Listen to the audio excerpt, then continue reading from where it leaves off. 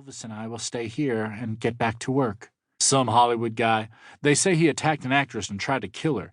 She had to hide in a bathroom to get away. Inside the studio, a picture that must have been taken at the crime scene replaces the first photo. It's the same guy, his shirt wet with sweat and his chunky black glasses askew. I turn my attention to the task at hand. You're sure this is going to work? I ask Kat. I keep forgetting that you never watch television, Kat says. The cameras always pan the crowd between segments. Someone watching will spot Milo. That's all we need. The footage will be all over the internet by noon. You have the projector ready? Yep. I lift the shopping bag in which digital Milo is waiting. Don't get caught on camera, Kat says, pulling the bill of my baseball hat down. I'll try. I grab her and kiss her. Let's do this. There's a roped-off path that cuts through the crowd. I station myself behind a giant dad at one end of the square.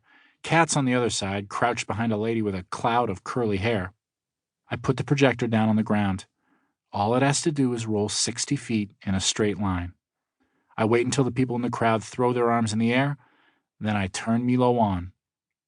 The small silver ball produces its three-dimensional hologram. As it rolls silently across the concrete, Milo takes his first few steps.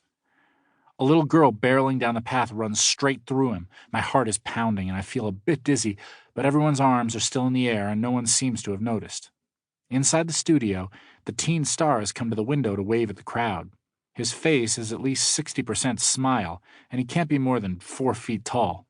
He doesn't look totally human, if you ask me. Then, I see him do a double take and point outside. I can't hear what he says, but his lips seem to form the words, Milo Yolkin. The television show host rushes to the window for a look. He says something to the crew, and the cameras are suddenly up against the window. The timing couldn't be more perfect. At that very moment, Milo stops, pivots, and waves. Then he continues walking.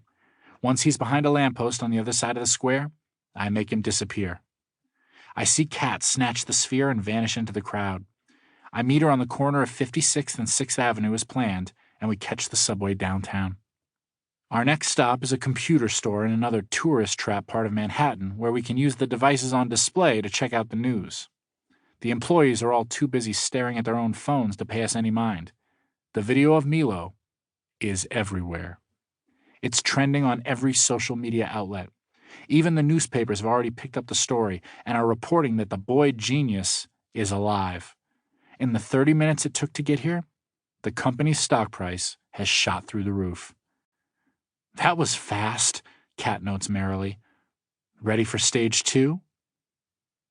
We picked out the spot yesterday, a cafe on a side street in lower Manhattan. It met our 2 big requirements. Lots of people inside the cafe, but not many people on the sidewalk outside. There's also a mailbox in front of the building where we can leave a hidden message for the company to spot. Today, it will be a single word written in Sharpie. Nemi. Kat and I loiter outside for 15 minutes, waiting for the sidewalk to clear completely. Then, standing out of view, I set the projector down on the sidewalk. Milo Yolkin appears, walking slowly past the cafe window. Once he's past, the hologram disappears, and Kat snatches up the projector on the other side. I'm starting to worry that no one in the cafe witnessed the show. Then, 2 people rush out the door, their smartphones in their hands. They look both ways, but Milo is gone. They're already typing away as they return to their tables inside. Success achieved. Kat and I head to another computer store, this one in Soho. 2 pictures of Milo outside the cafe are already making the rounds on Twitter. One is little more than a blur, but the second is clear as day. Milo Yolkin is already trending on Twitter, just a few places down from the homicidal movie director.